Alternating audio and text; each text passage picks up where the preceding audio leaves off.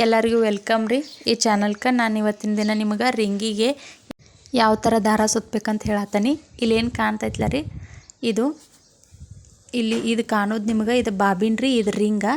ನಾನು ಹೋದ ವಿಡಿಯೋದಾಗ ಅದಕ್ಕೆ ನಾನು ರಿಂಗ್ ಅಂತೇಳಿ ಹೇಳೀನಿ. ಅದಕ್ಕೆ ಅದು ಬಾಬಿನ್ ಆಗಿರ್ತೈತಿ ಮತ್ತು ಅದು ರಿಂಗ್ ಆಗಿರ್ತೈತಿ. ನಾವು ಮೊದಲು ರಿಂಗಿಗೆ ಈ ಥರ 2-3 ರೌಂಡ ಸುತ್ತ ಹಾಸ್ಕೋಬೇಕು. ಆನಂತರ ಇಲ್ಲಿ ಐತ್ಲ ರೀ, ಇದನ್ನ ತೊಗೊಂಡನ್ರಿ ನಾ ರೀ. ನೀವೇನು ನಿಮ್ಮ ಮನ್ಯಾಗ ಒಂದು ಕಟ್ಟಿಗೆ ತೊಗೊಂಡು ಈ ಥರ ಸುತ್ತಿದ್ರೂ ಅದೇನು ನಡಿತೈತ್ರಿ, ನೀಟಾಗೆ ಕೊಂಡಿರ್ತೈತಿ. ಈ ಗಾಲಿ ತಿರುಗಿಸ್ಕೊಂಡ ತಳಗೆ ತುಳ್ಕೊತ ಈ ಥರ ನಾವು ಆ ರಿಂಗನ್ನು ಆ ಗಾಲಿಗೆ ಹಚ್ಕೊತ ಹೋಗ್ಬೇಕ್ರಿ. ಅದು ತಾನಾಗಿನ ಅದನ್ನು ಸುತ್ತಿ ಕೊಡ್ತೈತಿ ನಮಗೆ. ನಾ ಹಿಂದಿನ ವಿಡಿಯೋದಾಗ ಈ ಯಂತ್ರಕ್ಕೆ ಯಾವ ಥರ ದಾರ ಪೊಣ್ಸೋದು ಅಂತೇಳಿ ಹೇಳೀನಿ. ಆದರೆ ಈ ರಿಂಗಿಗೆ ಇದನ್ನು ದಾರ ಸುತ್ತು ವಿಧಾನವನ್ನು ಹೇಳಿದ್ದಿಲ್ಲ, ಅದಕ್ಕೋಸ್ಕರ ಈಗ ಹೇಳಾಕತ್ತೀನಿ. ಯಾರು ನೋಡಿಲ್ಲ ಇನ್ನೂ ಆ ವಿಡಿಯೋನು ಹೋಗಿ ನೋಡ್ರಿ. ನಾನು ನಿಮ್ಗೆ ಪ್ರತಿ ಸ್ಟೆಪ್ನು ಸಂಪೂರ್ಣವಾಗಿ ಹೇಳೋ ಪ್ರಯತ್ನವನ್ನು ಮಾಡಾಕತ್ತೀನಿ.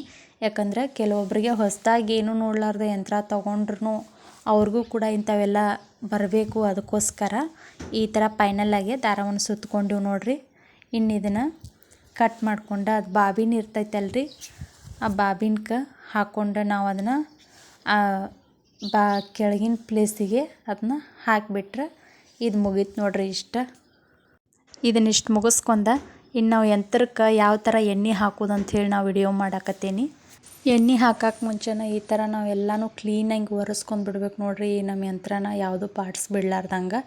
ಎಣ್ಣೆ ಹಾಕುವಾಗ ಅಷ್ಟೇ ಅಲ್ಲ, ನಾವು ಯಾವಾಗಲೂ ಹೊಲಿಯೋಕೆ ಮುಂಚೆ ಈ ಥರ ಯಾವಾಗಲೂ ಯಂತ್ರವನ್ನು ಒರೆಸ್ಕೋಬೇಕು. ಯಾಕಂದ್ರೆ ಅದ್ರ ಮೇಲೆ ಧೂಳು ಕೂತಿರ್ತೈತಿ. ಅದಕ್ಕೋಸ್ಕರ ಯಂತ್ರಕ್ಕೆ ಹಗಲ ಮುಗಲ ಎಣ್ಣೆ ಉಣಿಸೋದ್ರಿಂದ ಈಗ ಹೊಸ ಮಷಿನ್ಗಳದ್ದು ಇರ್ತಾವಲ್ರಿ, ಬಿಗಿ ಬರ್ತಿರ್ತಾವ್ರಿ ಸಾಕಷ್ಟು. ಅವುಗಳೆಲ್ಲ ಪಾರ್ಟ್ಸಿಗೆ ಎಣ್ಣೆ ಹಾಕಿದ್ರೆ ಅವು ಲೂಸ್ ಆಗ್ತಾವೆ ಮತ್ತು ನಮಗೆ ತುಳಿಯುವಾಗ ಯಂತ್ರ ಬಿಗಿ ಬರಂಗಿಲ್ಲ ರೀ. ಹಾಗಾಗಿ ನಾವು ಎಣ್ಣೆ ಹಾಕಬೇಕಾಕತಿ. ಮತ್ತು ಈ ಎಣ್ಣೆಗೆ ಏನೈತ್ಲ, ಇದ್ರೊಳಗೆ ಯಂತ್ರಕ್ಕೆ ಎಣ್ಣೆ ಬೇಕಂದ್ರೆ ಅಂಗಡಿಯಾಗ ಕೂಡ ಸಾಕಷ್ಟು ಕಂಪ್ನಿ ಎಣ್ಣೆಗಳು ಸಿಗ್ತಾವೆ. ಅವುಗಳನ್ನ ತಂದು ನಾವು ಹಾಕ್ಬೋದು.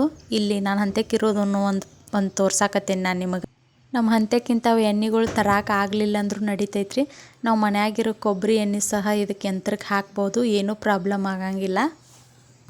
ನಾವು ಏನಾರೇ ಕಲಿಯೋಕೆ ಮುಂಚೆನ ಅದಕ್ಕೋಸ್ಕರ ಅಂಥೇಳಿ ಭಾಳ ನಾವು ದುಡ್ಡನ್ನು ಖರ್ಚು ಮಾಡೋಕೆ ಹೋಗಬಾರ್ದು. ಅದು ನಮಗೆ ಪರ್ಫೆಕ್ಟಾಗಿ ಬಂದು ಅದರಿಂದ ಏನಾದರೂ ದುಡ್ಡು ಬತ್ತಂದ್ರೆ ಆಗ ಖರ್ಚು ಮಾಡೋದ್ರೊಳಗೆ ಒಂದು ಅರ್ಥ ಇರ್ತೈತಿ. ಅದಕ್ಕೋಸ್ಕರ ಈ ಮಾತು ಹೇಳೀನಿ. ಇಲ್ಲಿ ಕಾಣಿಸ್ತೈತೆ ನೋಡ್ರಿ, ಇಂಥದ್ದೊಂದು ಬಾಟ್ಲಿ ಐತೆ ನಮ್ಮ ಮನ್ಯಾಗ. ನಾವು ಎಣ್ಣೆ ಹಾಕೋಕೆ ಮುಂಚೆನೇ ಈ ಥರ ದಾರ ಅದು ಎಲ್ಲ ತೆಗೆದು ಇಟ್ಕೊಂಡ್ಬಿಡ್ಬೇಕು. ಯಾಕಂದ್ರೆ ಅವುಗಳ ಮ್ಯಾಲೆಲ್ಲ ಎಣ್ಣೆ ಬೀಳ್ತೈತಿ. ಅದಕ್ಕಾಗಿ ಇಲ್ಲೇನು ನಿಮಗೆ ಕಾಣಿಸ್ತಾವಲ್ಲ ರೀ, ಯಂತ್ರಕ್ಕೆ ಯಾವಾಗಲೂ ಮ್ಯಾಲೆ ಮಷಿನ್ಗೆ ಈ ಥರ ಹೋಲ್ಗಳನ್ನ ಕೊಟ್ಟಿರ್ತಾರೋ. ಈ ಎಲ್ಲೆಲ್ಲಿ ಹೋಲ್ಗಳದಾವಲ್ರಿ, ಇವುಗಳಿಗೆಲ್ಲ ನಾವು ಬಿಡ್ಲಾರ್ದಂಗೆ ಎಣ್ಣೆಯನ್ನು ಹಾಕ್ಬೇಕ್ರಿ. ಇಲ್ಲೇನು ಕಾಣಿಸ್ತಾವಲ್ರಿ ಈ ಥರ ಹೋಲ್ಗಳು, ಯಾವ ಹೋಲ್ನೂ ಬಿಡಬಾರ್ದು. ನಾವು ಆ ಹೋಲ್ ಮೂಲಕ ಹಾಕೋದ್ರಿಂದ ಅಲ್ಲಿ ಒಳಗಿನ ಮಿಷನ್ಗೆ ಎಣ್ಣೆ ತಾಕ್ತಿರ್ತೈತಿ. ಅದಕ್ಕೋಸ್ಕರ ಒಳಗೆಲ್ಲ ಮಷಿನ್ನ ಏನರ ಬಿಗಿ ಬರ್ತಿತ್ತಂದ್ರೆ ಅದೆಲ್ಲ ಸಡ್ಲಾಕಿರ್ತೈತಿ. ಮತ್ತು ಇನ್ನೊಂದು ವಿಷಯ, ಎಲ್ಲೆಲ್ಲಿ ನಟ್ಟುಗಳದು ಕಾಣಿಸ್ತಾವಲ್ರಿ ಅಲ್ಲೂ ಸಹ ನಾವು ಎಣ್ಣೆಯನ್ನು ಉಣಿಸ್ಬೇಕು. ಒಂದು ಸ್ವಲ್ಪ ಹಾಕಬೇಕು ಮತ್ತು ಅತಿನೂ ಹಾಕಬಾರ್ದು, ಭಾಳ ಕಡಿಮೆನೂ ಹಾಕಬಾರ್ದು. ನೋಡ್ಕೊಂಡು ಎಣ್ಣೆಯನ್ನು ಹಾಕಬೇಕು ಯಾವಾಗಲೂ. ಈ ಥರ ಕೆಳಗಿನ ಪಾರ್ಟ್ಸಿಗೂ ಹಾಕಬೇಕು ಮತ್ತು ಅವುಗಳ ನಟ್ಟಿಗೂ ಹಾಕಬೇಕು. ನಾವು ನಟ್ಟಿಗೆ ಅದು ಏನರ ಎಣ್ಣೆ ಹಾಕಲಿಲ್ಲ ಅಂದ್ರೆ ಅವು ಅತಿ ಬಿಗಿಯಾಗಿ ಕೂತ್ಬಿಡ್ತಾವೆ. ಒಂದು ವೇಳೆ ನಮ್ಮ ಯಂತ್ರಕ್ಕೆ ಏನಾರ ಸಮಸ್ಯೆ ಆಯ್ತಂದ್ರೆ ಆಗ ನಮ್ಗೆ ಅವನ್ನ ಬಿಚ್ಚಕ್ಕೆ ಆಗಂಗಿಲ್ಲ. ಹೀಗಾಗಿ ಅವಕ್ಕೂ ನಾವು ಎಣ್ಣೆ ಈಗಾಗ ಹಾಕ್ಕೋತ ಇರ್ತೀವಿ ಅಂದ್ರೆ ಅವು ಕೂಡ ಲೂಸಾಗಿರ್ತಾವೆ. ಮತ್ತು ಏನಾರ ಅಂಥ ಮಿಸ್ಟೇಕ್ಗಳಾದವು ಅಂದ್ರೆ ಯಾವಾರ ಪಾರ್ಟ್ಸ್ ಮುರಿದು ಅಂದ್ರೆ ಅವುಗಳನ್ನ ರಿಪೇರಿ ಮಾಡ್ಬೋದು.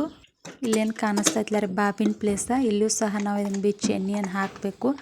ಮತ್ತು ಇದಕ್ಕೆ ಇಲ್ಲೇನು ಕಾಣಿಸ್ತಾವಲ್ರಿ, ಇಲ್ಲಿ ಲಾಕ್ಗಳು ಇರ್ತಾವೆ. ಇದನ್ನು ನಾವು ಮಷಿನ್ನ ಇದರಿಂದ ಹೊರಗೂ ತೆಗಿಬೋದು. ಹೊರಗೂ ತೆಗೆದು ಒಂದು ಸ್ವಲ್ಪ ಒಳಗೂ ನಾವು ಎಣ್ಣೆ ಹಾಕಬೇಕು.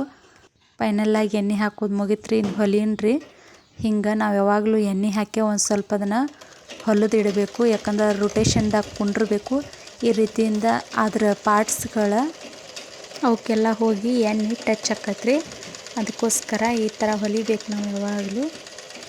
ಇದನ್ನು ನಾವು ಯಾವಾಗಲೂ ನಮ್ಮ ಹೊಲಿಗೆ ಮುಗಿಯಾಂತಲೇ ಈ ಥರ ಎಣ್ಣೆ ಹಾಕಿ ಇಟ್ಬಿಡ್ಬೇಕು. ಹಾಕಿದ ಕೂಡಲೇ ಜಾಸ್ತಿ ಹೊಲಿಯೋಕೆ ಹೋಗಬಾರ್ದು. ಇಷ್ಟಿದೆ ಇವತ್ತಿನ ವಿಡಿಯೋ ಆಗೈತೆ ನೋಡ್ರಿ. ಇಷ್ಟ ಆತಂದ್ರೆ ಲೈಕ್ ಮಾಡಿರಿ, ಶೇರ್ ಮಾಡಿರಿ, ಹಂಗನು ಸಬ್ಸ್ಕ್ರೈಬ್ನು ಮಾಡ್ಕೊರಿ. ಈ ದಿನ ನಿಮಗೆಲ್ಲರಿಗೂ ಶುಭ ಮಾಡಲಿ. ಎಲ್ಲರಿಗೂ ಧನ್ಯವಾದಗಳು ರೀ.